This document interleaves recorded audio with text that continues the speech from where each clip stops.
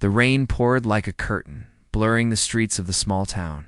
Street lights flickered in the darkness, and the roads were almost empty. Most people were home, safe and warm, but not Officer Daniel Hayes. Daniel drove his old police cruiser. Slowly along the wet highway, his wipers squeaking against the glass. His shift had ended an hour ago, but he didn't like rushing home. There was no one waiting for him there. His house was small, quiet, and always felt too empty. He glanced at the clock. Midnight. His tired eyes scanned the road. Usually at this hour, the streets were lifeless, just puddles, distant glow of neon signs, and the hum of rain on the roof. But tonight, something felt different. As he turned a bend, his headlights caught a faint shape on the roadside. He slowed down, leaning forward. At first, he thought it was just trash, maybe a bundle of old blankets someone left behind. But then, the shape moved. Daniel hit the brakes. The cruiser skidded slightly on the wet pavement before stopping. He turned on his spotlight, aiming it at the roadside. What he saw made his stomach tighten. 6 small figures, 6 children, no older than 12, huddled together in the cold rain. Their clothes were soaked, their hair dripping, their faces pale from the cold. The oldest, maybe. 12 held a thin arm around the youngest, a tiny girl, no older than 4. The little one's lips trembled as she whispered something Daniel couldn't hear. He put the car in park, turned on his hazard lights, and stepped out into the rain. The cold air hit him immediately, soaking through his uniform. His boots splashed. In the puddles as he approached slowly, not wanting to startle them. "Hey," he called softly, kneeling a few feet away. "It's okay. My name's Daniel. I'm a police officer. Are you hurt?" The girls didn't move. Their wide, frightened eyes darted toward him, then back to each other. Finally, the oldest girl spoke, her voice barely above the rain. "No. One wants us." The words cut deeper than the cold. Daniel felt them sink into his chest. He looked at their faces, thin, tired, and scared. These weren't kids who had just gotten lost. These were kids who had been left behind. He pulled off his heavy police coat and draped it over the group, kneeling closer so the little ones could feel some warmth. The youngest, her tiny hands shaking, reached out and grabbed his hand. Daniel froze for a moment, looking down at her big, tear-filled eyes. She didn't speak, but her grip told him everything. She didn't trust Isley. She was holding on because she had no one else. Daniel took a slow breath. "Okay," he said softly. "Let's get you somewhere warm, somewhere safe." He helped them stand, one by one. Their clothes clung to their shivering bodies, their shoes soaked through. As he led them to his cruiser, he noticed something else. No of them carried a bag, a toy, or even a blanket. Nothing. Whoever they were. Someone had abandoned them. Inside the cruiser, the heater roared to life. The girls sat silently in the back seat, their wide eyes darting between Daniel and the glowing lights of the dashboard. The youngest curled up against the oldest, whispering something he couldn't hear. Daniel picked up his radio. "Dispatch, this is Hayes. I found 6 minors, all girls by mile marker 42. They're cold, soaked. Looks like they've been out here a while. I'm bringing them in." The dispatcher's voice crackled back. "Copy that, Hayes. Social services will meet you at the station." Daniel hung up the radio but didn't start the car right away. He looked into the rearview mirror. 6 pairs of eyes stared back at him. They didn't speak, but he could feel it. The fear, the exhaustion, the silent question. None of them dared to ask, "What happens to us now?" The drive to the station was quiet, except for the hum of the heater and the rain tapping against the roof. Daniel's thoughts raced. He had seen plenty of abandoned kids before, but never this many at once. There were 6 sisters clinging to each.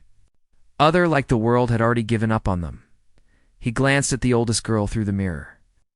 "Do you know where your parents are?" he asked gently. She stared at the floor.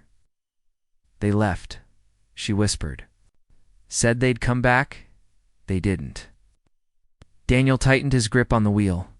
He wanted to ask more, but he could see the exhaustion in her face. They needed warmth and food, not more questions. When they reached the station, The bright fluorescent lights felt harsh after the dark, rainy night. A few officers glanced up as Daniel led the girls inside, their faces a mix of curiosity and pity. "They'll call social services," one officer muttered quietly to another. "Those kids will be split up for sure. 6 is too many for one." "Foster home," Daniel heard it. And so did the girls. The youngest whimpered softly, clinging tighter to her sister. The oldest bit her lip, her eyes glistening with fresh tears. They didn't need to understand the whole conversation. They knew what split up meant. Daniel knelt down in front of them, lowering his voice. "Hey, listen to me. No one's going to hurt you, okay? I'll make sure you're safe." Shh. The oldest looked at him, her voice trembling. Can we stay together? Please. We don't care where. Just not apart." Daniel felt a lump in his throat. He had no idea what he could do. He wasn't rich, didn't have a big house, and barely had time to take care of himself. But something in their eyes, something in the way the youngest still held his hand like a lifeline, made him realize. He couldn't just walk away as the social worker arrived with paperwork. Daniel stood back, staring at the rain through the glass doors of the station. He knew what was coming. The girls would be processed, sent into the system, and scattered. 2 different homes. Maybe they'd see each other sometimes. Maybe not. He closed his eyes for a moment, hearing their quiet sobs behind him. And that's when a thought hit him. A thought so sudden, so reckless, it made his heart pound. He turned and looked at them again. 6 girls huddled together on the bench, too scared to even hope. And in that moment, Daniel Hazlone, tired, and barely getting by, knew what he had to do. He walked over to the social worker and said the words that would change his life forever. "They're coming. With me." All 6 of them. The room went silent. Even the other officers stared in shock. The social worker blinked, holding her pen in midair. "Officer Hayes, are you saying you want to take them in?" Daniel nodded once, his voice calm but firm.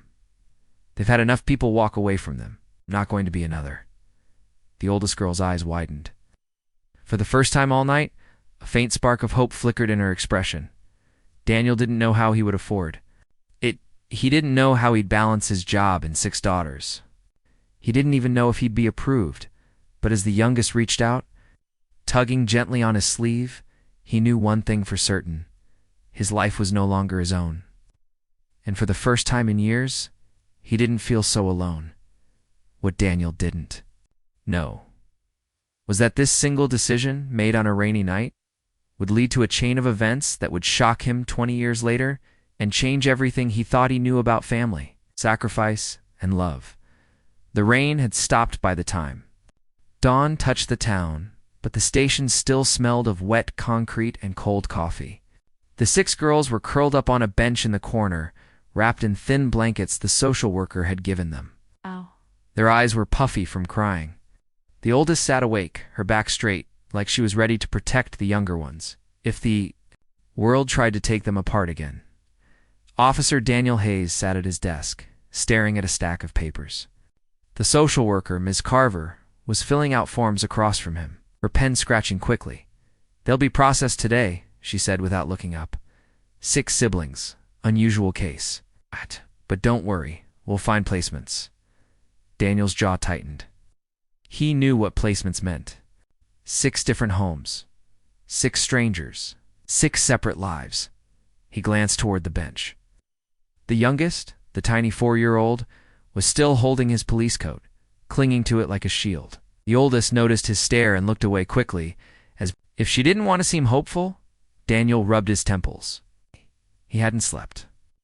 His shift had ended hours ago, but he couldn't bring himself to leave.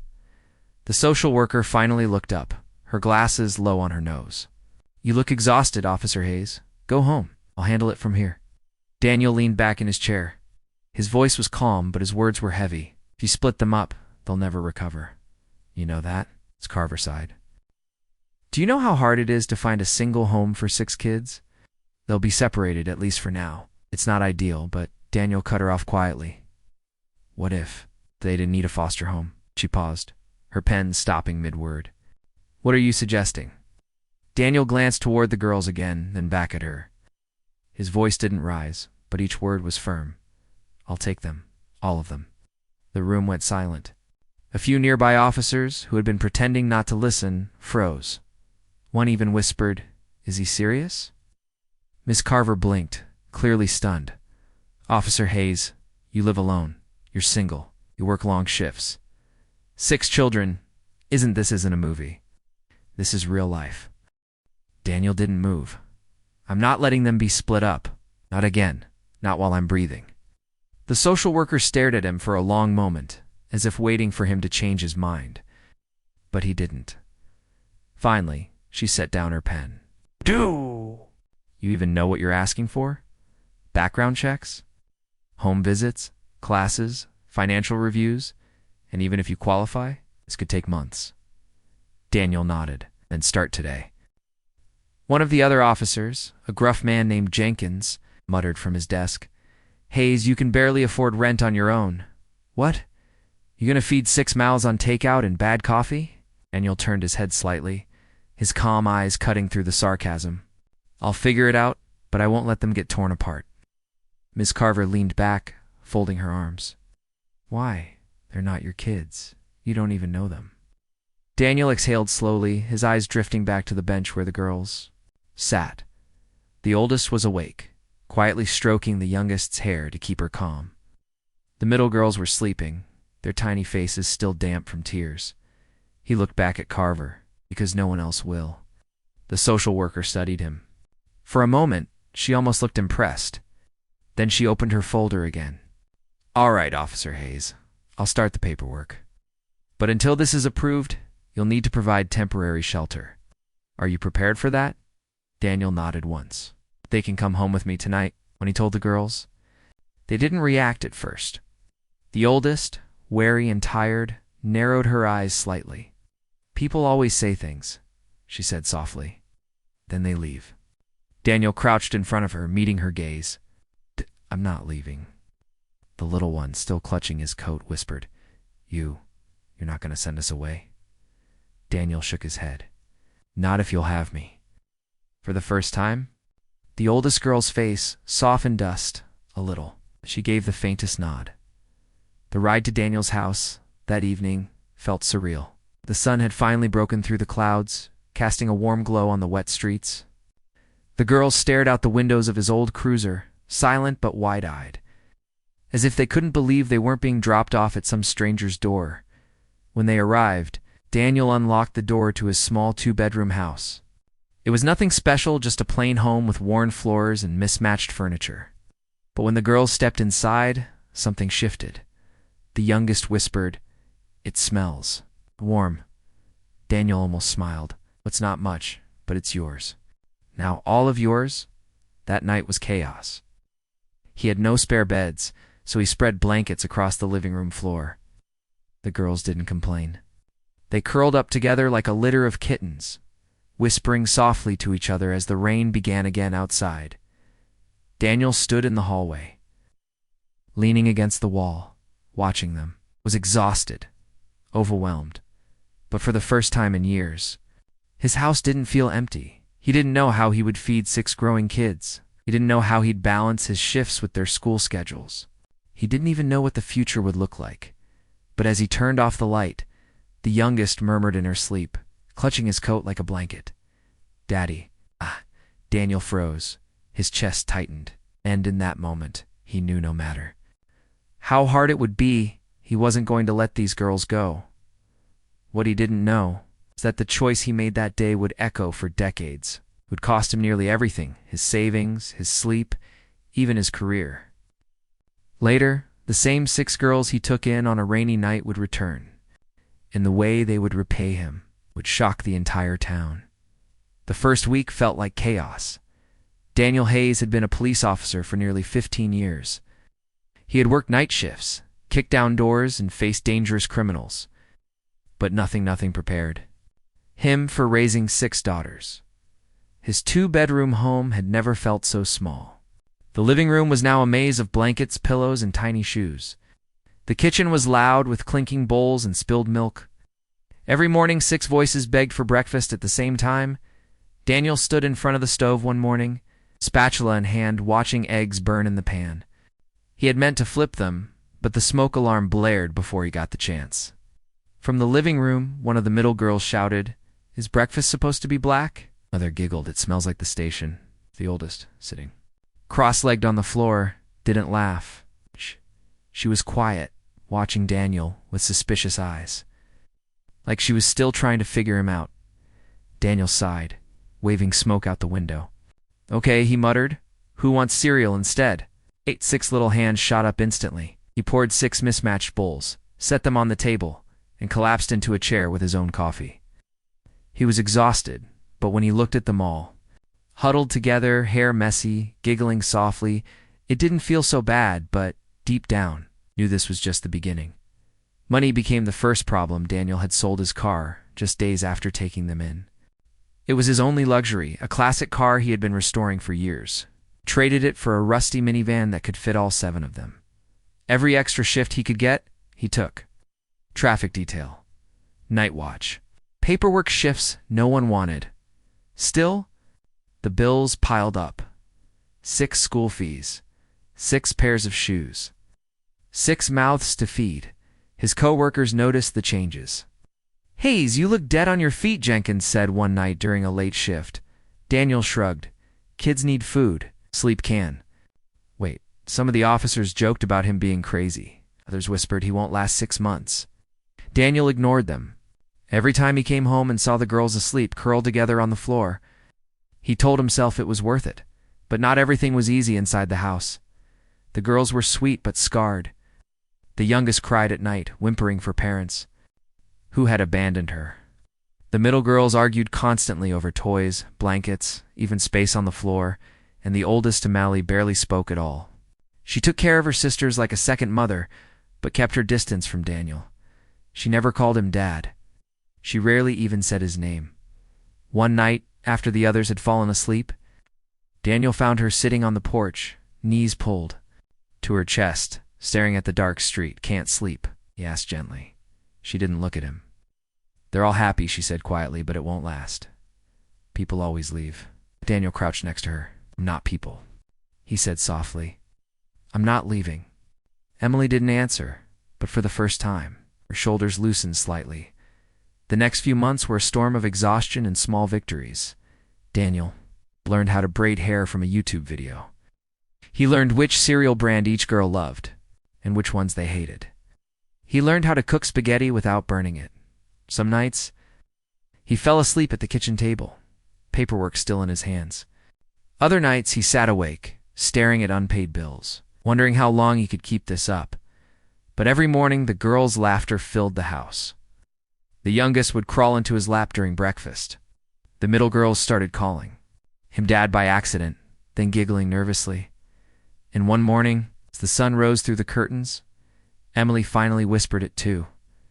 "Dad?" Daniel nearly dropped his coffee. He didn't cry. Sat in front of her in that moment. Every sleepless night, every double shift, every burned breakfast felt worth it. Still, life wasn't a movie. The struggles didn't end. One afternoon, Daniel came home to find a letter taped to his door. It was from the County Child Protective. "Services will review the placement of all 6 minors in 30 days. If his house didn't pass inspection," he couldn't prove he had the means to care for them. They could all be taken away. That night, while the girls slept, Daniel sat at the kitchen table, staring at the letter. His hand shook slightly as he folded it up and slipped it into his pocket. He wasn't about to let them be torn apart again, no matter what it took. The next few weeks, Daniel worked harder than ever. He repaired the leaky roof himself, scrubbed every inch of the house, and even sold his father's old watch to pay off overdue bills. But he didn't tell the girls about the letter. It had been through enough. Instead, he smiled through his exhaustion, tucked them in at night, and whispered, the same thing he said every evening, "You're not unwanted anymore. Not while I'm here." And as he stood in the doorway, watching them sleep, he couldn't help but wonder. How long could he hold this family together before the world tried to rip it apart again? The house was quiet except for the ticking clock on the wall. It was midnight, and Officer Daniel Hayes sat alone at the kitchen table. His head rested in one hand, his other hand tracing the rim of a chipped coffee mug. The letter from Child Protective Services sat in front of him. It was a reminder. In 2 weeks, a social worker would come. If they found the house unfit, or if Daniel couldn't prove he had enough income, the 6 girls sleeping in his living room could be taken away. He stared at the letter for a long time before folding it up and slipping it into a drawer. The girls didn't need to see it. They'd already carried enough fear in their small hearts. Money. That was the real problem. He had already sold his car for a rusty old minivan. He had taken every overtime shift he could. But with school fees, groceries, and clothes for 6 growing girls, his paycheck barely kept them afloat. That night, Daniel opened his wallet and looked at the single photo he kept inside a picture of his late mother. She used to tell him, "Family isn't about blood, Danny. It's about who shows up and stays." Looked toward the living room where 6 little bodies slept in a huddle on the floor, their breaths steady and peaceful. "I'm staying," he whispered, "even if it costs me everything." The next morning, Daniel drove to the pawn shop on Main Street in a small velvet box. He carried his last treasure, his father's old wristwatch. It was a silver vintage piece that his father had worn every day. It was the only thing Daniel had left from him. The shop owner examined it, squinting. "Rare piece," he said. "I'll give you 800 for it." Daniel hesitated, his fingers tightening on the box. Selling it felt like cutting off a piece of himself. But then he thought of the girls. 6 pairs of shoes they needed. 6 sets of school supplies, a new water heater that had broken last week. He slid the box across the counter. Deal. That evening, the girls noticed the difference immediately. The oldest, Emily, watched as Daniel came home with shopping bags filled with fresh food, new notebooks, and shoes that actually fit. The younger girls squealed with excitement, holding up their new sneakers like they were treasures. But Emily didn't smile. She waited until the others had gone to bed before asking, "Where did you get the money, Dad?" Daniel hesitated. "I had something I could sell. Don't worry about it." Emily frowned, studying his tired face. "You gave up something important, didn't you?" Daniel knelt beside her, resting a hand on her shoulder. "I'd give up everything if it meant keeping you all safe. You don't need to worry about me. Just focus on being kids." For a long moment, Emily stayed silent. Then, for the first time, she hugged him. It was quick, almost awkward, but it meant more than words. Over the next week, Daniel's sacrifices piled up. He canceled his own health insurance to save money. He started walking to work on days when gas prices spiked, leaving the van for school runs. He skipped meals so the girls could have seconds. His coworkers noticed his weight loss, the dark circles under his eyes. Jenkins, the same officer who once mocked him, finally said, "Hayes, you're burning yourself out. 6 kids aren't going to make it if you collapse." Daniel shrugged, pulling on his jacket. "They need me more than I need rest." The day of the inspection came. The social worker, Ms. Carver, arrived in the afternoon. Her eyes scanned everything: the patched roof, the neatly scrubbed floors, the freshly stocked pantry. The girls stood nervously in a line, dressed in their best hand-me-downs. Emily squeezed her sister's hands, whispering, "Stand tall. Smile. Don't let them see we're scared." Daniel tried to hide his nerves. As Ms. Carver flipped through her clipboard, she looked at the paperwork, the bills, and the house. Then, finally, she looked at Daniel. "You've done a lot in 2 weeks," she said. "More than most people would." Daniel's voice was steady. "They're my family now. I'll do whatever it takes." After a long pause, Ms. Carver closed her folder. "For now, they stay." Relief washed over the room. The girls cheered, hugging each other, clinging to Daniel like he had just saved them from drowning. But as Ms. Carver left, Daniel leaned against the doorframe, exhausted. He didn't tell the girls that his bank account was nearly empty. Didn't tell them about the watch, the canceled insurance, the skipped meals. He only whispered to himself as he looked at their smiling faces. "Whatever it takes. I'll keep doing it." That night, when the house was quiet and the girls were asleep, Daniel stood outside on the porch staring at the stars. His body ached. His mind was heavy with worry about the months ahead. But then, through the cracked window, he heard the youngest murmur in her sleep. "Daddy's here. Daddy's not leaving." Daniel closed his eyes. No matter how hard it got, he knew he couldn't quit. What he didn't realize was that his sacrifices were only the beginning. The darkest days for their new family were yet to come. And so were the most incredible ones, though he couldn't. Imagine how much these 6 little girls would one day give back. For the first time in months, the house felt steady. Daniel had found a rhythm. Mornings began with cereal and lost shoes. Afternoons were filled with school drop-offs and extra shifts. Evenings brought messy dinners, and bedtime stories read half asleep. He still woke up tired, still counted every dollar, but the girls were laughing again. They argued over who got to sit in the front seat. They asked if they could call him Dad more often. Even Emily, the oldest, had started to trust him enough to share her drawings. But happiness, Daniel had learned, was fragile. It could be broken by just one letter, one knock at the door, one voice from the past, and that's exactly what happened. It was a Thursday afternoon. The sun had just begun to dip when Daniel returned from work, badge still on his chest, tired but ready to cook. Dinner.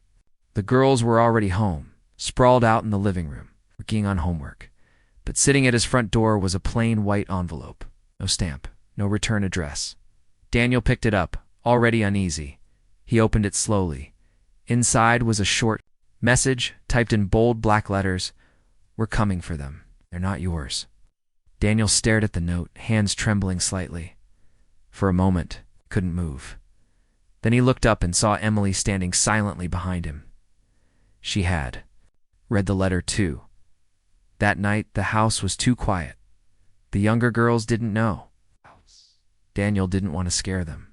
He made dinner like normal, even smiled through the usual chaos. But Emily wouldn't eat. She sat at the table, arms folded, eyes low. Finally, she spoke in a whisper. "I think I know who sent it."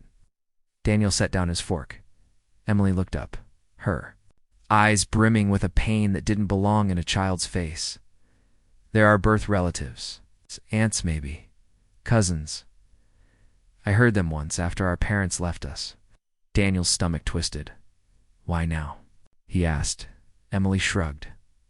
"Maybe they found out we're happy. Some people don't like that." The next few days were tense. Daniel filed a police report, but there wasn't much to go on. No fingerprints, no witnesses. But the fear grew.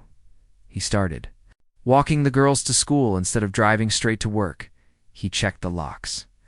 Every night twice he installed a second bolt on the front door, and still couldn't sleep. A week later the phone rang. It was Ms. Carver from Child Services. "Daniel," she said gently, "we've received a petition for custody from a blood relative of the girls."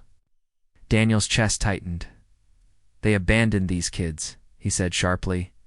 "They left them on the side of the road in the rain." "I know," Carver replied. "But the law gives preference to blood relatives, especially if they file early and can prove stability." Daniel gripped the phone tighter. "So what happens now?" "There'll be a court hearing. They'll present their case. You'll present yours. It won't be easy, but you have a chance, especially if the girls speak up." Daniel exhaled. Slowly, he looked at the living room mat, the soft sounds of cartoons and the giggles from the younger girls. He had fought so hard to keep them safe, and now he might lose them anyway. That night, he called a family meeting. The girls sat cross-legged on the floor, worried by the serious look on his face. He kept it simple. "Someone who shares your blood wants to take you. I don't know why, but we have to go to court soon, and the judge will ask you questions." The younger girls went silent. One of the middle daughters, Maya, asked, "Will we be split again?" Daniel's throat tightened. "But I can't promise what the court will say." Emily stood up. Suddenly, "No," she said. "They don't get to take us. Not now. Not after all this." Daniel looked at her, surprised. Emily looked at her sisters, then back at him.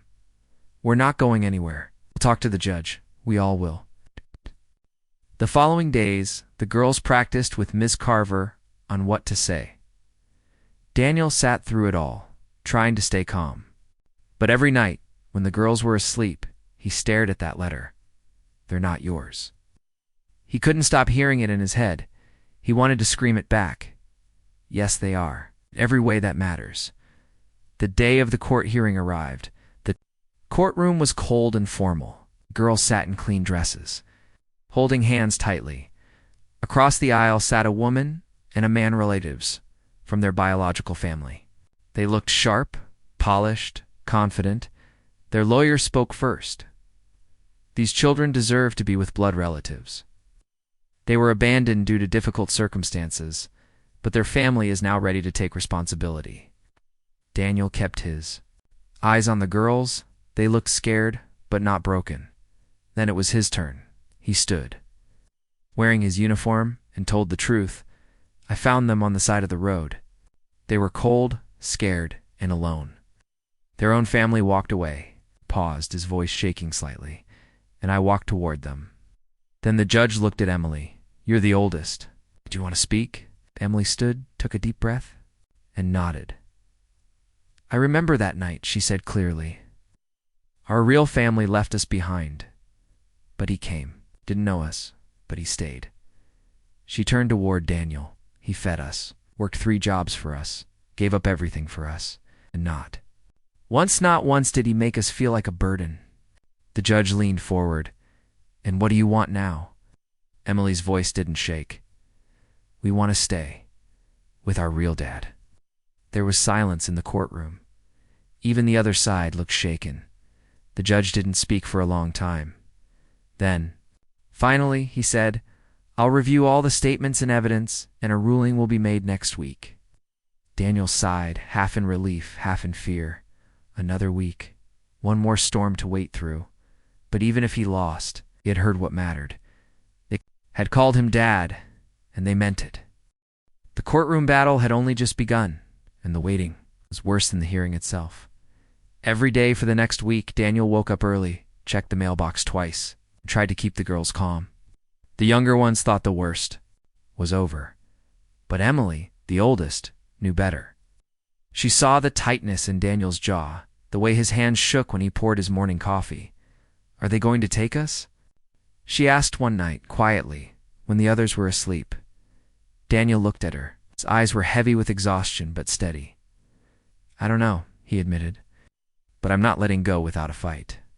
The following morning, Daniel met with a lawyer someone Miss Carver had connected him with. A young, sharp attorney named Rachel Green sat across from him in a cramped office.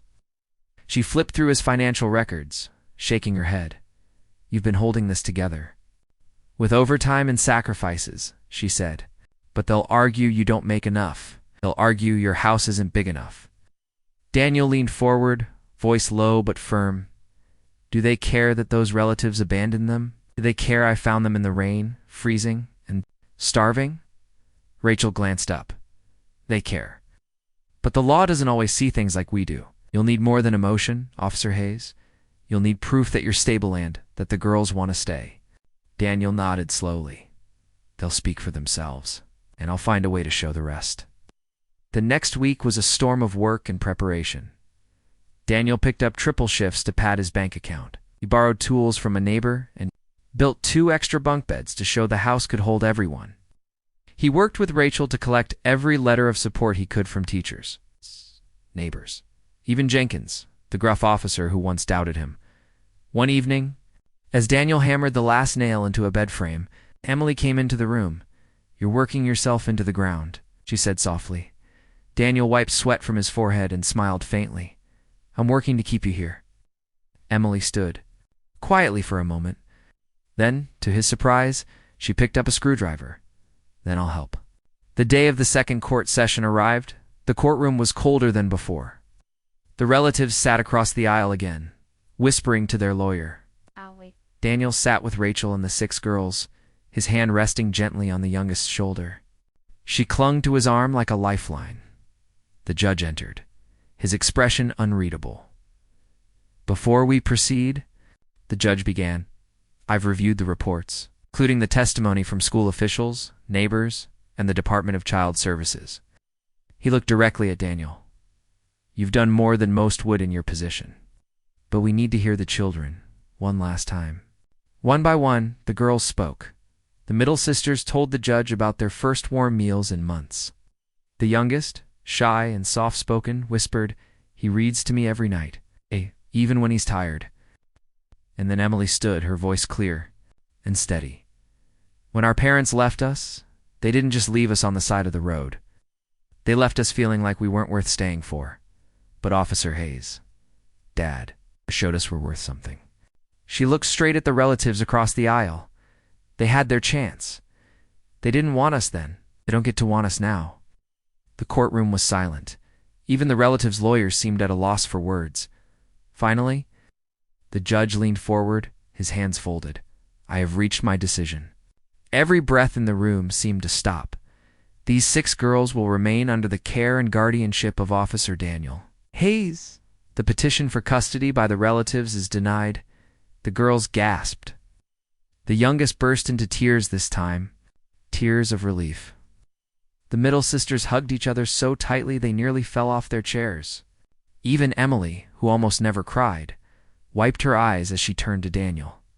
He didn't speak. He just pulled all 6 of them close, his arms wrapping around the family he had built not by blood, but by choice. Outside the courthouse, reporters had gathered, curious about the story of the cop who adopted 6 abandoned girls. But Daniel didn't stop for interviews. He opened the van door, ushered the girls inside, and drove away from the flashing cameras. Only when they were halfway home did one of the middle girls whisper, "Dad, does this mean we're really yours? Forever?" Daniel glanced at them in the rearview mirror. His voice was steady, but his eyes were wet. "Yeah, forever." That night the house felt lighter. Daniel sat on the porch, listening to the girls' laughter through the open window. For the first time in weeks, he let himself relax. The fight wasn't over. Raising 6 daughters alone would always be a challenge. But the worst storm had passed, or so he thought. What Daniel couldn't imagine is that 20 years later, those same 6 daughters would return. And what they would do for him would shock the entire town and repay every sacrifice he had ever made. Time passed quickly. Life for Daniel Hayes never became easy. After the court battle, the relief was real, but so were the struggles. 6 daughters meant endless bills, endless laundry, and endless late nights. Daniel worked double shifts for years. Some nights, he didn't come home until after midnight, slipping in quietly so he wouldn't wake the girls. Other nights he came home just in time to help with homework. His eyes heavy but his voice soft as he explained math problems and checked spelling words. There were days he wondered how much longer his body could keep up. But every time one of the girls smiled, every time one of them called him Dad, the exhaustion faded even, if just for a moment. Money was always tight. Daniel sold anything he didn't need, old tools, a TV he barely used, even his fishing gear, which had been his one escape. Vacations were out of the question. New toys were rare. Birthdays were celebrated with homemade cakes and secondhand gifts. Yet somehow, the girls never complained. Emily, the oldest, took on chores without being asked. She helped cook, helped get her sisters ready for school, even learned how to patch their clothes when they tore. The middle sisters learned quickly to helping with dishes, sweeping floors, and watching the youngest when Daniel had to work late. It wasn't the kind of childhood most kids dreamed of, but they had something more important: each other. One winter evening, after a long day of patrolling in freezing rain, Daniel came home to a sight that nearly brought him to tears. The girls had decorated the living room with hand-drawn paper chains and cut-out snowflakes. On the table sat a lopsided cake with 6 candles around one big one. Emily stepped forward, smiling shyly. "We know it's not your birthday, Dad, but it's the day you took us in, we thought. Oh, maybe. It should be our family day." The younger girls cheered, pulling him toward the table. For the first time in a long time, Daniel felt his chest tighten, not from stress, but from something warmer. Family Day became a tradition every year after that.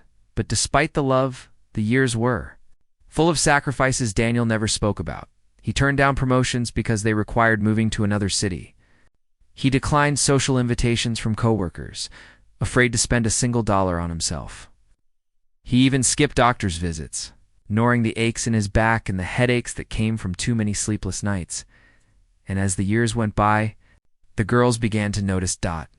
Emily, now a teenager, confronted him one night as he sat rubbing his temples at the kitchen table. "Dad," she said, "you can't keep running yourself into the ground. You have to take care of you too." Daniel smiled faintly, though his eyes were tired. "I'll rest when I know you're all okay. Until then, you're what matters." Emily didn't argue. She just hugged him quietly, knowing words wouldn't change his mind. The girls grew older. The middle sister started high school. The youngest started middle school. Daniel's hair turned more gray than black. His hands grew rougher, his back ached more, and his patrol shifts became harder to manage. But he never complained out when one of the girls needed money for a field trip. Not when another wanted to join a school club. Not even when Emily said. She dreamed of going to college. He worked more shifts. He found side jobs, fixing fences, and delivering supplies on his days off. And every dollar he made went to making sure the girls could chase their dreams, even if it meant setting his own aside. One rainy evening, years after that first night he had found them, Emily came home with a letter in her hands. Her voice trembled as she held it out. "Dad, I got in. Full scholarship. I'm going to college." Daniel took the letter, his rough hands shaking slightly. He smiled, even though his eyes glistened. "I told you, kiddo. You can do anything." Emily hugged him tightly, but she didn't see the quiet worry behind his smile. Her leaving for college would mean one less person to help with the younger girls, one less person to lean on when the nights felt too heavy. Still, he let her go, because that's what a father does. He sacrifices so his children can fly. Over the years, one by one, the girls left for their own lives. Some went to college, some started jobs in nearby cities. But every time one of them packed their bags, Daniel stood at the door, hugged them tightly, and whispered the same thing. "No matter where you go, this will always be home."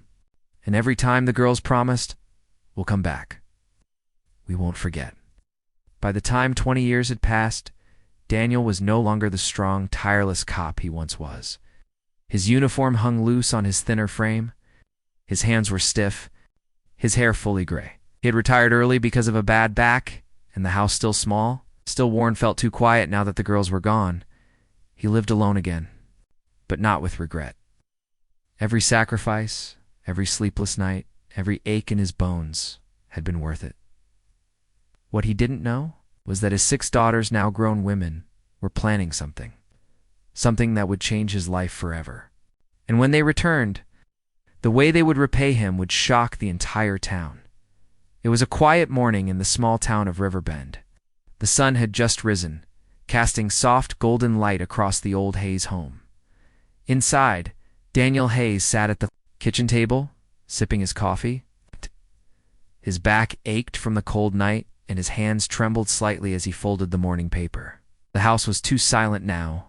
Laughter, no running feet, no clatter of dishes. His 6 daughters had all grown up. They had lives, jobs, and homes of their own. He didn't hear from them often. A phone call here, a postcard there. But for the most part, it was just him now. And though he never said it out loud, the quiet felt heavier with each passing day. That morning, Daniel shuffled out to the porch with his coffee. The mailbox creaked as he opened it. Inside was a single envelope, no return address. Just his name written neatly on the front. He opened it slowly. Inside was a card with only 3 words. "We're coming home." No signature. No details. Daniel stared at it, his brow furrowed. Could it be from them?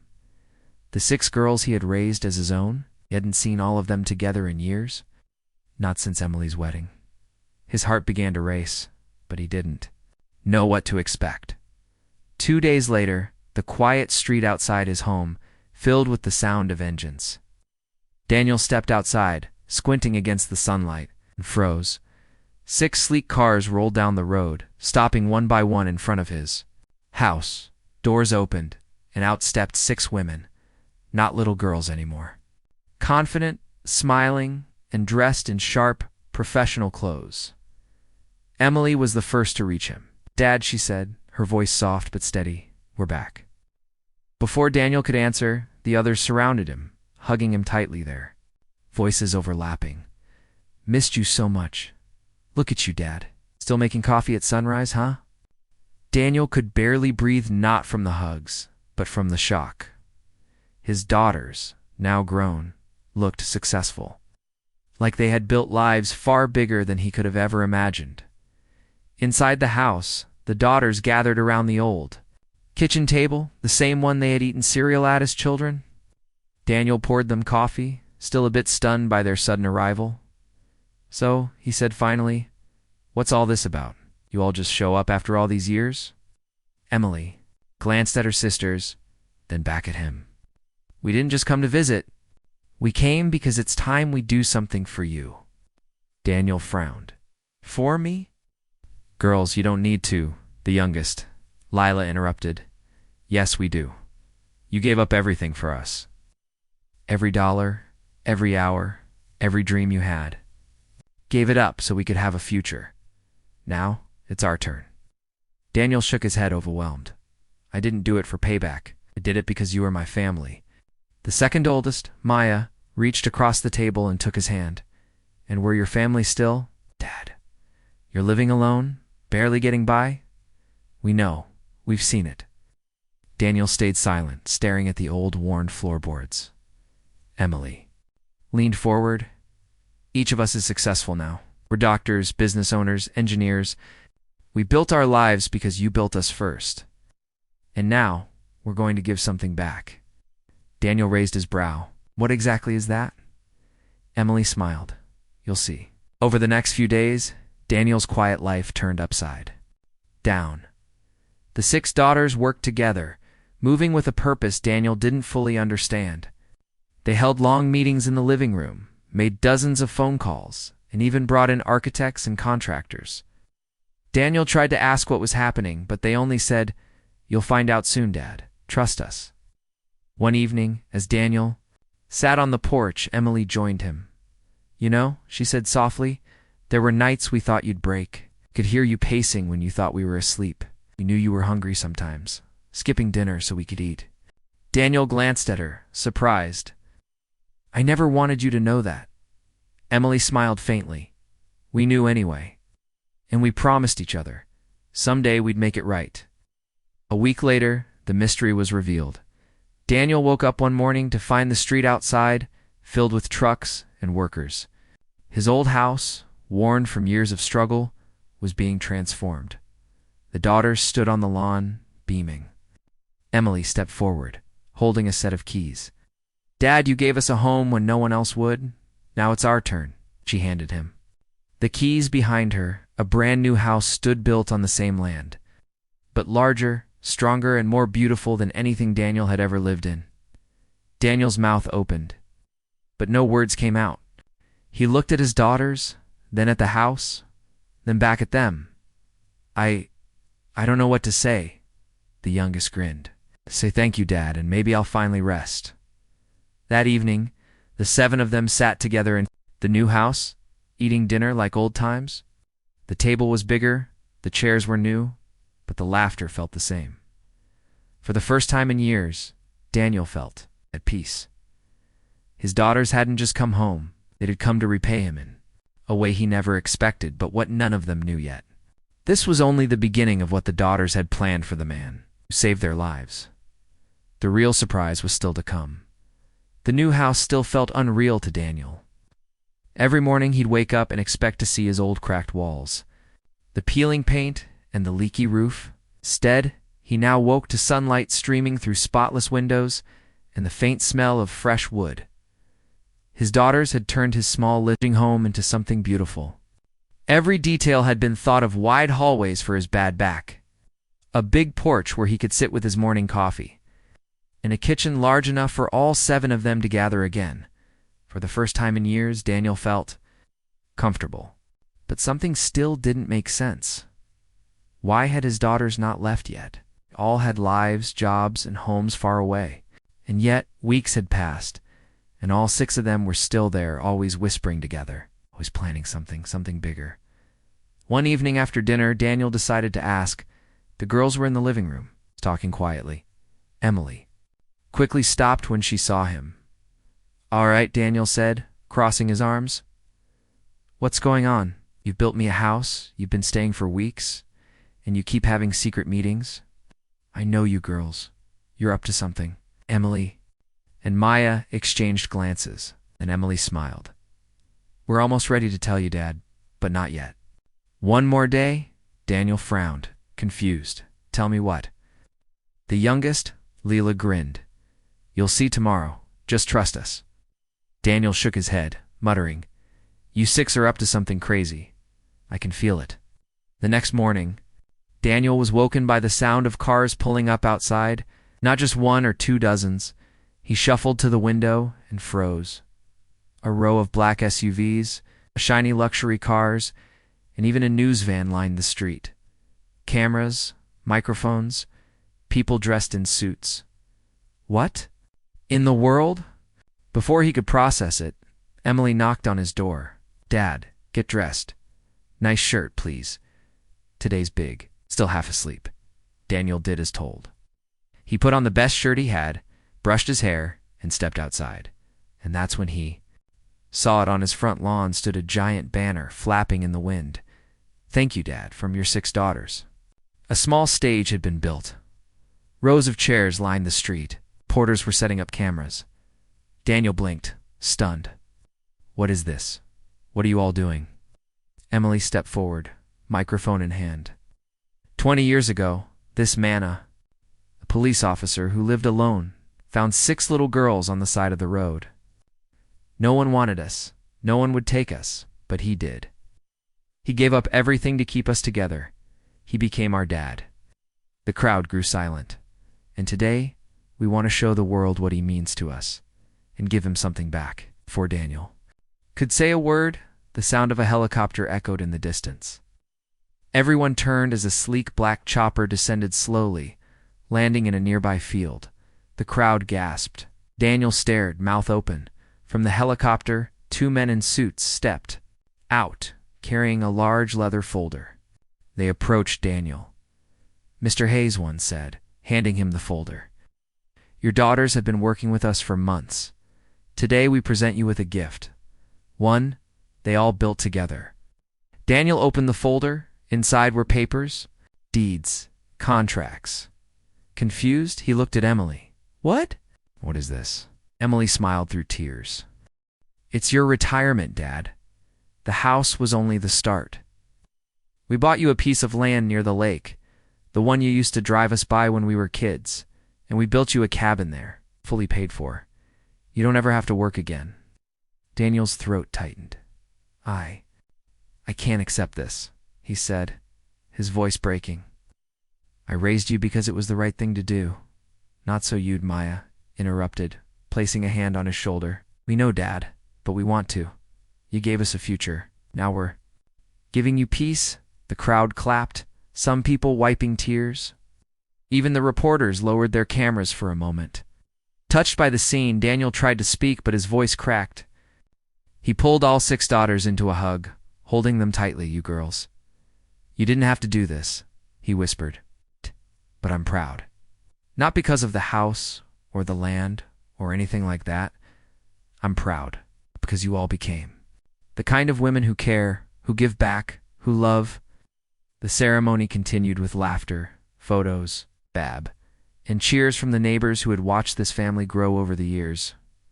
By sunset, the daughters led Daniel to a sleek black SUV. "Come on, Dad," Emily said, smiling. "We're taking you to see your new cabin." Daniel hesitated, still overwhelmed. "Are you sure I deserve all this?" Leela hugged his arm. "You don't just deserve it, Dad. You earned it every single day for 20 years. As the car pulled away, Daniel looked back at his old street, at the new house, and at the people waving. For the first time in a long time, his heart felt light. Not because of the money, not because of the land, but because his 6 little girls, the ones no one wanted, had become his greatest blessing. And now they were giving him a life he'd never thought he'd have. What Daniel didn't know, however, was that there was still one final surprise waiting at the cabin, a surprise that would leave him speechless. The SUV rolled along the winding road, trees lining both sides. Daniel sat in the back seat, looking out the window, his mind still reeling from the day. He had a new home, a piece of land by the lake, and 6 daughters, no, 6 women who had gone from abandoned children to successful, powerful adults. He couldn't stop asking himself the same question. How did I get so lucky? Emily? Sitting beside him, noticed his faraway look. You okay? Dad Daniel nodded slowly, just trying to make sense of all this. I thought I'd live out my days in that little old house alone. Never imagined this. Emily smiled softly. Well, get used to it, because we're not done yet. Daniel raised a brow. Not done? The new house, the land, the cabin. How could there be more? Lila from the front seat grinned. You'll see. The SUV finally turned onto a dirt road ahead through the trees. Daniel spotted a glimmer of blue the lake. The vehicle came to a stop in front of a small but beautiful log cabin. Its windows reflected the water, and smoke curled gently from the chimney. Daniel stepped out slowly, taking it all in. The fresh pine smell, the sound of the lake waves, the cabin's warm glow in the setting sun. This is mine.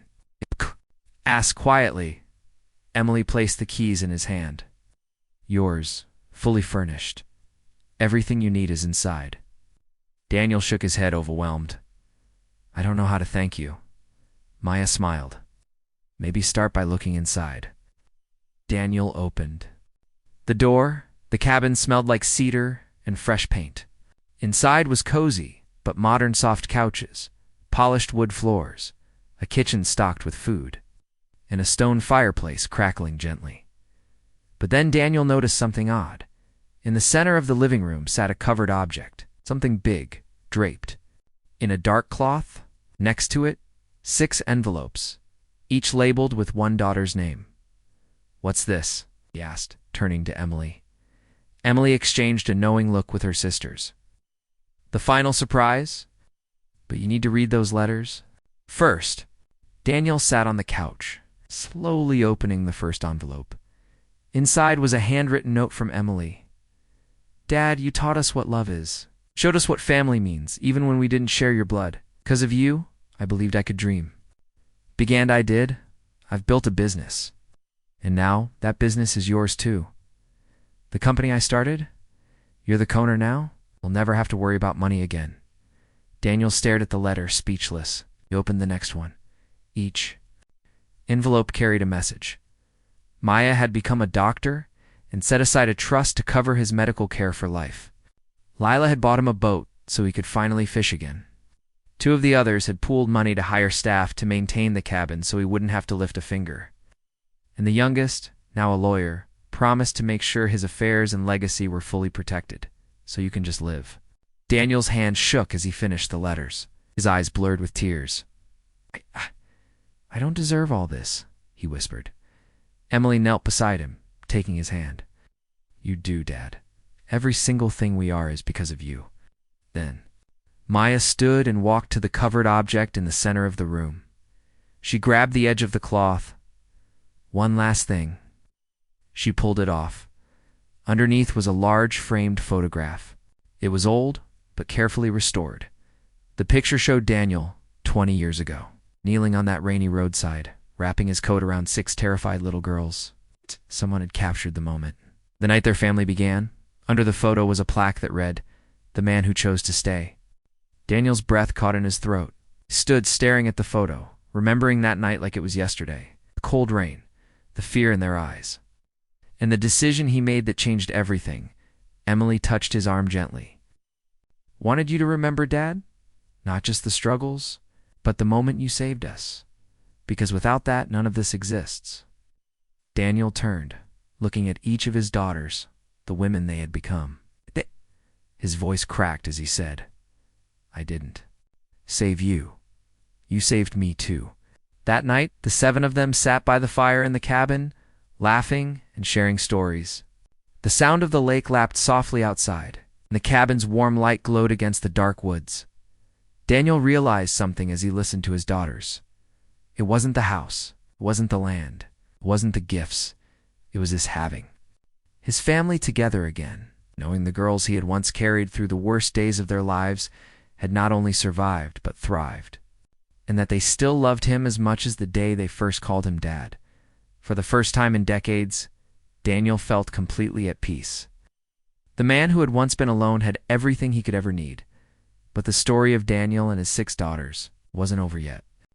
Because one decision they would make the next morning would change all their lives forever. The sun rose gently over the lake, casting golden ripples across the water.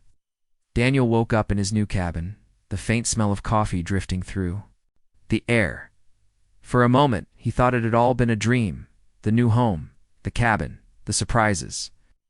But when he stepped outside, barefoot on the wooden porch, the fresh scent of pine and the sound of his daughters laughing told him it was real. The 6 women stood by the shore, dressed casually, their shoes off, skipping stones across the calm lake. It was like seeing a glimpse of the past, his 6 little girls, carefree and together again. Daniel smiled. For years, his mornings had been quiet. They were filled with laughter once more. Inside the cabin, Emily was preparing breakfast. "Dad," she said as he walked in, "eat first, then we need to talk." Daniel chuckled, grabbing a plate. "I've heard those words too many times this week." "What now? Another surprise? A second cabin? A yacht?" Emily smiled faintly but didn't answer. The other sisters exchanged glances, a hint of seriousness behind their usual playful looks. After breakfast, the 6 daughters gathered around the large wooden table in the cabin's main room. Daniel sat at the head, sipping his coffee, looking at each of them. "All right," he said. "What is it this time? You all look like you're plotting something big." Maya leaned forward. "Dad, we've been talking and we realized giving you a house and land isn't enough. You spent 20 years raising us, working yourself to the bone, and now you're alone here. We can't leave you like that." Daniel frowned. "I'm not alone. I've got the lake, this cabin, my fishing." "RO days," Emily cut him off gently. "No, Dad. You have us. We want to be here, together." Daniel blinked, confused. "What do you mean, be here? You all have lives, careers, homes. You can't just move here." The youngest Lila smiled. "That's the thing. We've all built businesses or jobs that we can run from anywhere. Some of us already work remotely. And the others, we've been planning something new." She slid a folder across the table toward Daniel. Curious, he opened it. Inside were sketches, financial plans, and blueprints. "Dad," Emily said softly, "we want to build something here. On the land by the lake. It's not just for us, but for you. A retreat?" Daniel raised a brow. "A retreat?" Maya nodded. "A place for kids who were abandoned, just like we were. Safe home, a school, a place where they can heal and grow. We'll run it together. You can help guide it if you want, or just watch it grow." Daniel sat back, stunned. "You're serious about this?" Emily smiled warmly, completely. "We're calling it Hayes Haven, because without you, none of us would have survived, and we want to pass that forward." For a moment, Daniel didn't speak. His eyes welled with tears as he looked at the 6 women, his daughters, his family. He whispered, voice thick, 20 years ago. "I found 6 scared little girls on the side of a road. Now those same girls are giving other kids a chance. You've all become more than I ever dreamed." The youngest, Leela, leaned her head on his shoulder. "And it's because of you, Dad. You showed us how to care." Over the next few hours, the cabin was alive with energy. The daughters spread out blueprints, debated ideas, and called contractors. Daniel mostly sat back and listened, his heart swelling as he watched them work together. He remembered nights when they were kids, arguing over toys, crying from nightmares, clinging to him because they thought the world didn't want them. Now, those same girls were building something that would change countless lives. For the first time, Daniel felt something he hadn't in years, not just pride, but purpose. That evening, as the the sun dipped below the trees, the 7 of them gathered. On the porch, the lake reflected the orange sky, and the air was still. Emily broke the silence. "Dad, you don't have to do anything for this project. You've done enough. But we'd love for you to help lead it. Be the heart of it. Teach. These kids like you taught us." Daniel took a long breath. "I thought my life was winding down. But you girls just gave me a new chapter." Maya smiled softly. "And you gave us everything. Now it's time we do the same." Daniel looked out at the lake, the reflection of the sunset shimmering. Like fire on the water, he realized something in that moment. Family wasn't just about who you were born to. It was about who chose to stay. And because he chose to stay 20 years ago, he now had a family that was building a legacy far bigger than any of them alone. As the stars began to appear in the sky, Daniel whispered, almost to himself, "This isn't the end, is it?" Emily shook her head, smiling. "No, Dad. This is just the beginning." The next morning, the quiet lakeside property was no longer quiet. Construction trucks rumbled down the dirt road. Surveyors marked the land with bright orange flags. Architects spread out blueprints across Daniel's cabin porch. Daniel Hayes stood in the middle of it all, still in his old boots, watching the whirlwind of activity. He had spent 20 years surviving working, raising 6 girls, keeping them safe. Now, he was watching those same girls lead a project bigger than anything he could have imagined. Emily walked over, a phone in one hand and a clipboard in the other. "Dad, we've secured all the permits." Maya's handling the medical wing plans, and Lila already hired counselors for the kids. "We're ahead of schedule." Daniel blinked. Medical wing. Counselors. What exactly are you all building here? Maya grinned. "Not just a home, Dad. A whole sanctuary for kids like us. A place where no one gets left behind." Over the next few weeks, Hayes Haven began to take shape. It wasn't just a building, it was a community. There were plans for small cottages so siblings could stay together, a school with classrooms, a library, and even an art room. It's a large dining hall with long tables, so no child ever ate alone, and a clinic so the kids could get the care they needed without fear. Daniel couldn't believe how fast things moved. Every day the land looked different. Every day, his daughters amazed him more. But building something this big wasn't easy. 2 weeks into construction, a problem hit. A wealthy developer from a nearby town tried to block their permits, claiming the land should be used for a luxury resort instead. He filed complaints, sent lawyers, and even tried to buy the land from under them. Daniel watched his daughters face it head-on. Lila, the youngest, and now a lawyer, confronted the developer in a tense meeting. "This land is ours. Every permit is legal. You won't take it," the man sneered. "You think you can run something like this? You'll fail in a year. I'll be waiting to buy it when you do." But the sisters didn't back down. They pooled their resources, rallied the local community, and even got the media involved. When the story of the cop who raised 6 abandoned girls hit the news, donations poured in. Public support was so strong that the developer had no choice but to back off. One evening, after another long day, Daniel sat by the lake with Emily. The sun was setting, painting the sky in streaks of orange and pink. "You girls amaze me," he said quietly. "When I found you 20 years ago, you were cold, scared, and broken. Now look at all of you, building something that will change lives." Emily smiled, resting her head on his shoulder. "We're only able to do this because you showed us love first, Dad. We're just passing it forward." Daniel nodded, but his chest felt heavy. "You know, I'm not as strong as I used to be. I can't build like I once could." "I don't want to hold you back." Emily turned to him. "You're not here to build walls, Dad. You're here to build hearts. These kids will need someone who understands, someone who can show them what a father looks like. Even if it's just for a little while." The next day, the first of the children arrived. Not to live there yet, but to see what would soon be their new home. 5 kids ranging from 6 to 12 years old stepped nervously out of a van. Their faces were familiar to Daniel, the same look his daughters once had. Scared, alone, unsure if they belonged anywhere. Daniel knelt, just like he had 20 years ago. "Hey there," he said softly, smiling. "You're safe now. And soon, you'll have a place to call home." The youngest, a little boy clutching a worn backpack, reached out and grabbed Daniel's hand. The same way Lila had done all those years ago. That night, Daniel sat in the half-finished dining hall, looking around at the walls going up the tables being built, and the children's laughter echoing outside. Maya walked in, wiping sawdust from her hands. "You okay, Dad?" Daniel nodded slowly. "Yeah, just realizing something." "What's that?" Daniel looked at her, his weathered face softening into a rare smile.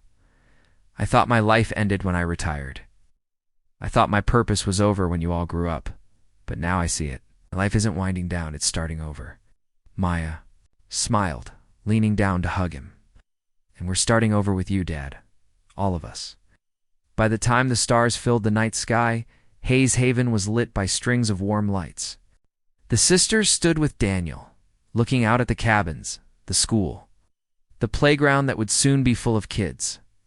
It wasn't finished yet. There were still walls to build, fights to win, and more children to bring home. But they had done the impossible together. And as Daniel looked up at the sky, he whispered softly, 20 years ago, I found 6 daughters. Today, I think I just found 100 more. The grand opening of Hayes Haven came faster than anyone expected. 6 months of planning, building, and fighting through obstacles had finally brought the day. The cabins stood in neat rows, their windows glowing warmly. The school building, with its brick walls and bright blue doors, looked ready for the first lessons. And near the edge of the lake, a small playground sparkled with fresh paint, waiting for laughter to fill the air. Daniel Hayes stood at the entrance, his hands tucked into his old jacket pockets as the first buses pulled up.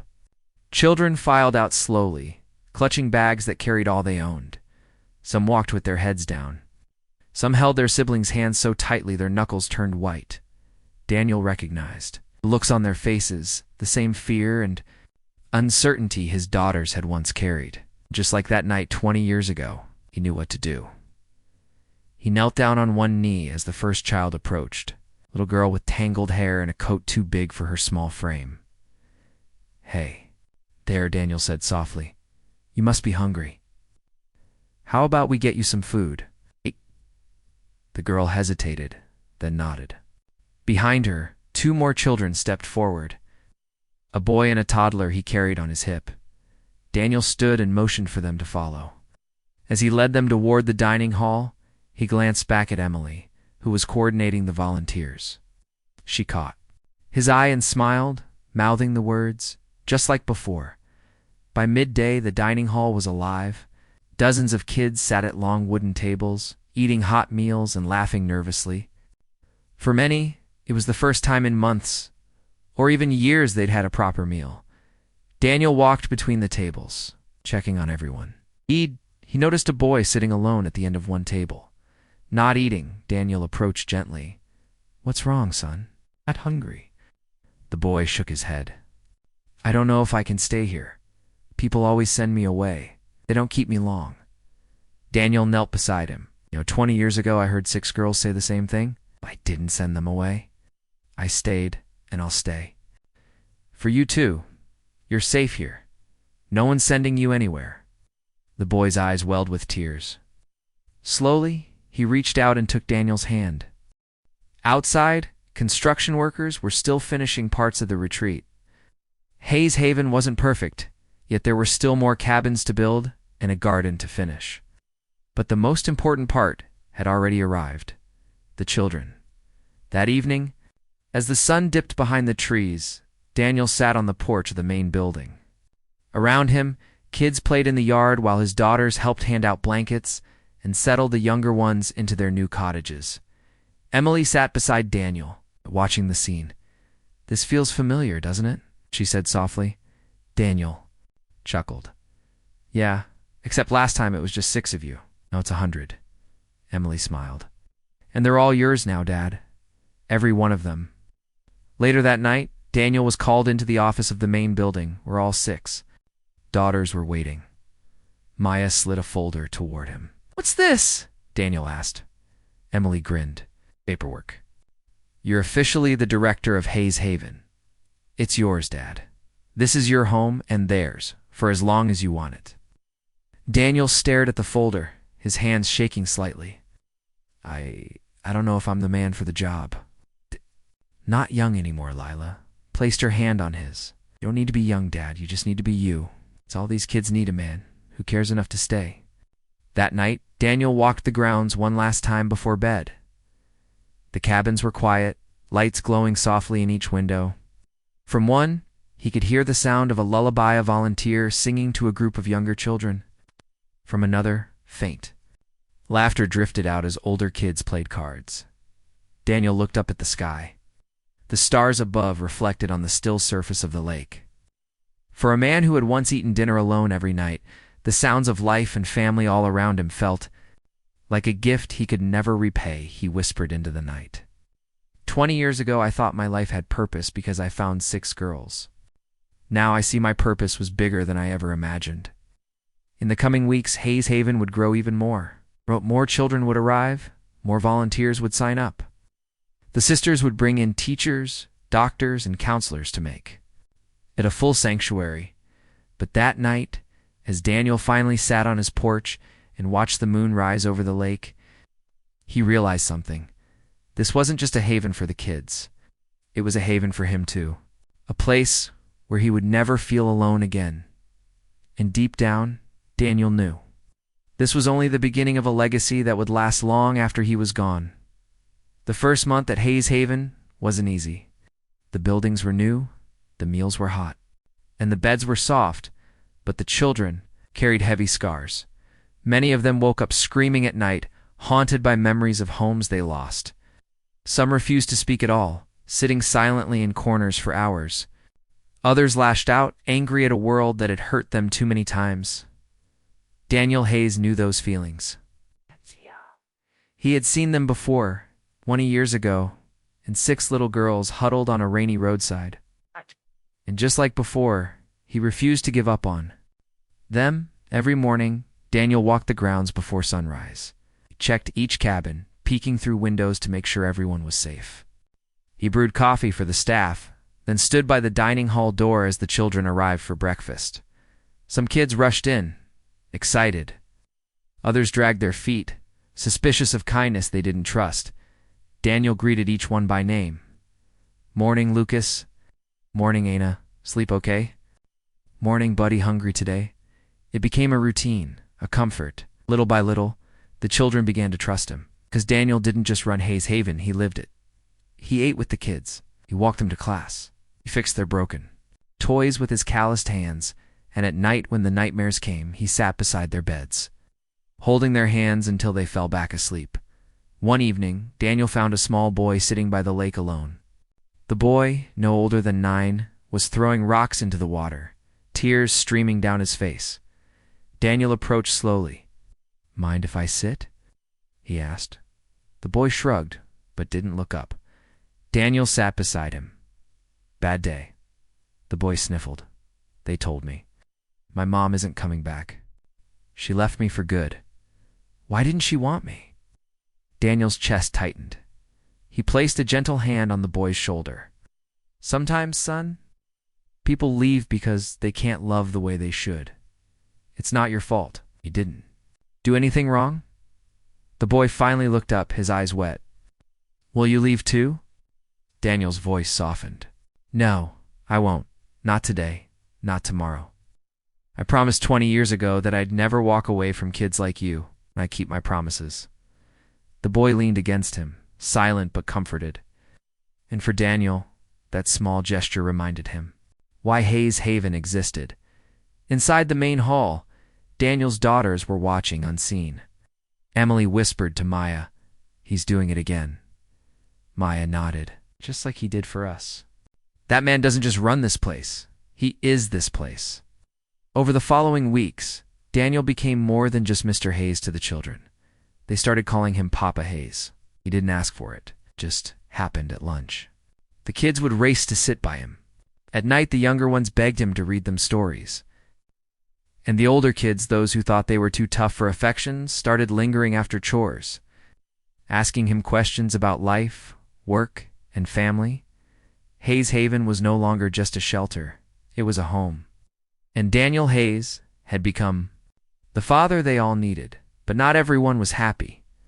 One evening, Emily returned from town with troubling news.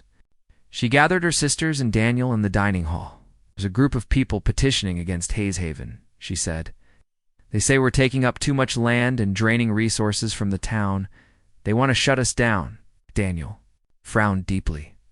Who's behind it? Maya pulled out a flyer. It's the same developer we beat before. He's rallying people again, saying we're a burden to the community. Daniel sighed, rubbing his temples. He won't stop, Will. Emily set her jaw. Then neither will we. The next day, Daniel stood with his daughters in front of a crowded town meeting. The developer, smug as ever, spoke first. These outsiders think they can build a charity project on land meant for tourism. It's not sustainable. It'll fail. And when it does, the community will suffer. The crowd murmured in agreement till Daniel stepped forward. He didn't shout. He didn't argue. He simply told his story. 20 years ago, Daniel began, I found 6 little girls on a rainy road. No one wanted them. No one would take them, so I did. I worked every extra shift, skipped meals, and gave up my retirement to raise them. And now, those 6 girls have built this haven. Not for profit, not for fame. But so no other child will ever feel unwanted again. He paused, scanning the room. If you shut us down, where do these kids go? Back to the streets? Back to the system that forgot them? Or worse, nowhere at all? Is that what you want for this community? The room fell silent. Then, a small voice spoke from the back. It was one of the Hayes Haven children, standing nervously. Mr. Hayes gave me a home, please. Don't take it away. The silence broke into applause. The vote was unanimous. Haven would stay. That night, as Daniel sat on the porch with his daughters, the stars shining above, he felt a deep peace. He wasn't just raising 6 daughters anymore. He was raising a family of hundreds. Somehow, even in his old age, he felt stronger than ever. Emily placed a hand on his shoulder. You know, Dad, we started this to repay you. But I think you've given these kids more than we ever could.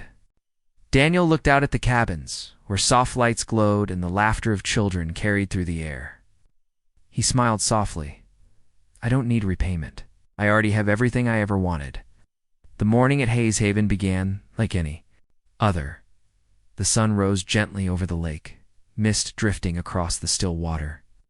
Children's laughter filled the air as they raced across the playground, their voices carrying through the crisp morning breeze. Daniel Hayes stood on the porch of the main hall, sipping his coffee, watching it all. This had become his favorite part of every day at those quiet minutes before breakfast. When he could see the kids smiling, free from their pain, if only for a moment. But that morning, as he reached for his mug, his hand trembled. He stared at it, confused, then his chest tightened just for a second. Not enough to scare anyone, but enough for him to know. Something was wrong. He said nothing to his daughters.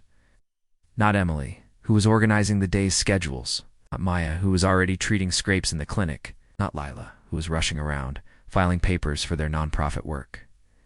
Daniel kept the feeling to himself. He'd always been strong, the steady rock. The thought of worrying them, or worse, slowing Hayes Haven down, felt unbearable. But as the day went on, the weakness grew. By evening, when he was helping serve dinner to the children, Daniel nearly dropped a tray. Emily noticed immediately. Dad, are you okay? She asked, grabbing his arm. Daniel forced a smile. Just tired. These old bones aren't what they used to be. Emily didn't look convinced. That night, after the children were asleep, Daniel sat alone on the porch, staring at the stars over the lake. He remembered the rainy night 20 years ago, the 6 scared girls, the way they had clung to him for warmth. Remembered the long shifts, the sacrifices, the quiet nights when he wondered if he was doing enough. And now he wondered if he'd be around long enough to see Hayes Haven grow into everything his daughters dreamed. For the first time in years, fear crept into his heart, not for himself, but for them, for the kids, for the daughters who had turned his life into something bigger than himself. The next morning, Daniel woke before dawn, struggling to shake the heaviness in his chest. He walked slowly to the lake, the cold air stinging his lungs. He stood by the water, watching the reflection of the early light ripple across the surface. Emily found him there. "Dad," she said softly, approaching. "Something's wrong. I can see it." "What's going on?" Daniel hesitated, then finally spoke. "I'm not as strong as I was, Mim. My heart. It's been giving me warnings, little ones, but I didn't want to tell you. I didn't want to worry anyone." Emily's eyes filled with tears. "Dad, you can't keep things like that from us. You're not alone anymore. You have us. You have all of us." Daniel smiled faintly, reaching up to wipe a tear from her cheek. "I know, but if something happens to me, you need to promise me something."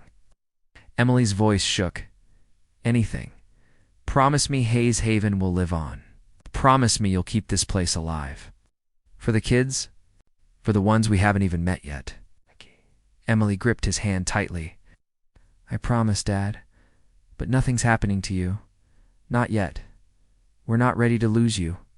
Later that day, Daniel agreed to see a doctor. Maya drove him to the nearest hospital, her hands tight on the steering wheel the entire ride.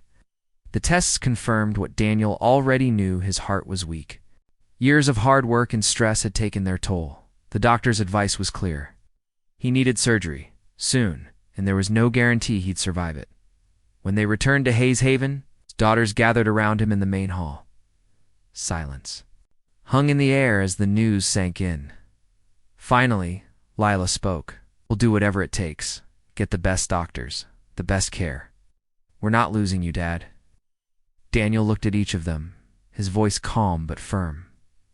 "If this is my time, I want you all to remember something.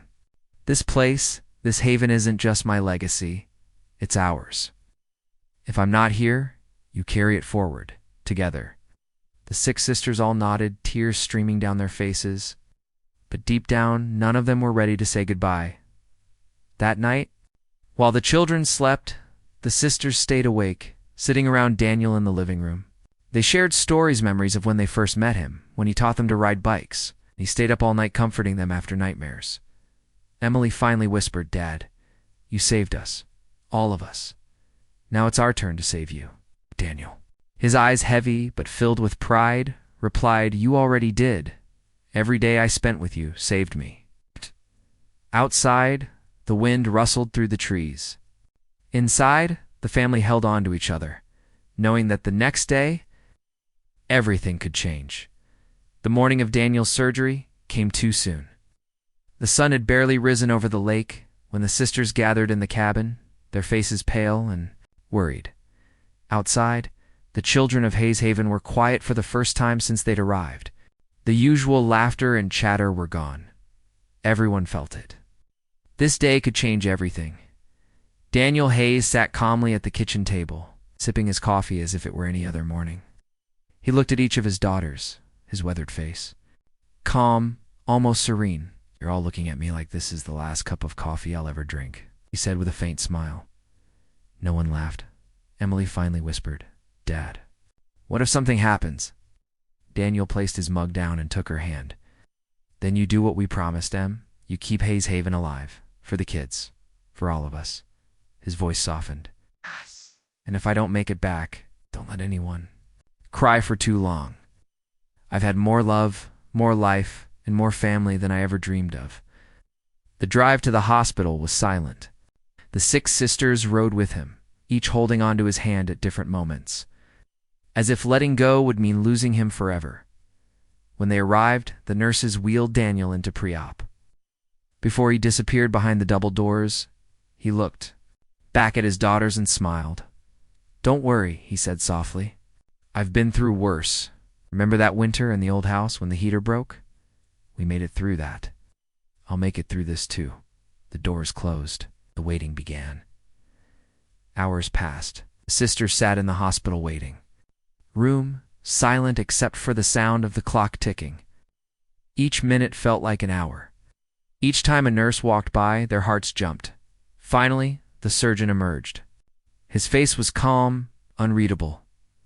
Emily stood. "How is he?" The doctor paused, then smiled faintly. He's a fighter. The surgery went well. He's resting now. He'll need time to recover, but Daniel Hayes isn't going anywhere. Relief flooded the room as the sisters hugged each other, tears finally falling, tears of joy this time. When Daniel woke, he was groggy but aware. The first thing he saw was all 6 of his daughters sitting by his bed, holding his hands, smiling through tears. "You didn't think you'd get rid of me that easily, did you?" he rasped, his voice hoarse but steady. Emily laughed softly, wiping her eyes. "No, Dad. We knew you'd pull through. You always do." Daniel squeezed her hand. "I had to. I promised those kids I'd be there for them. And I don't break promises." Weeks later, Daniel returned to Hayes Haven, the day he arrived. The children lined the road leading to the main building, holding handmade signs. Some read, "Welcome home, Papa Hayes." So others simply said, "We love you." As the van stopped, the kids rushed forward, surrounding him with hugs and cheers. Daniel stepped out slowly, leaning on a cane, his heart still weak, but his spirit stronger than. Every looked around at the cabins, the school, the playground, the lake shimmering in the sunlight, and at the children, all of them laughing and smiling, safe because of what he and his daughters had built. Tears welled in his eyes that evening. As the sun set over the lake, Daniel sat on the porch with Emily. The sky burned orange and pink, the reflection dancing across the water. He breathed in the cool air, feeling the weight of everything he had been through, and everything still ahead. Emily turned to him. "Dad, after everything, do you regret it? Taking in 6 girls that night? Sacrificing all those years?" Daniel didn't answer right away. He looked at the lake, the cabins, the kids running in the distance. Then he smiled softly. "Not for a single second. That night didn't ruin my life. It gave me one. And now, because of that choice, we've given hundreds of kids a chance. That's all I ever wanted." Emily leaned her head on his shoulder. "We're not done yet, you know. Hayes Haven is only going to grow. And we want you here for all of it." Daniel chuckled. "As long as this heart keeps beating, I'll be right here, watching, helping, loving every one of them." As night fell, the stars began to fill the sky, reflecting on the lake like diamonds scattered across the water. The sound of children laughing and playing echoed softly through the air. And for the first time in a long time, Daniel Hayes felt complete peace. He had found 6 daughters on a rainy night. Now, he had found 100 more sons and daughters. And though his body was weaker, his heart had never been stronger. He whispered to himself, "This is the family I was meant to have. This is the life I was meant to live." The lights of Hayes Haven glowed warmly in the dark like a beacon, a promise to every child who would ever come there. You are wanted, you are loved, and you are home.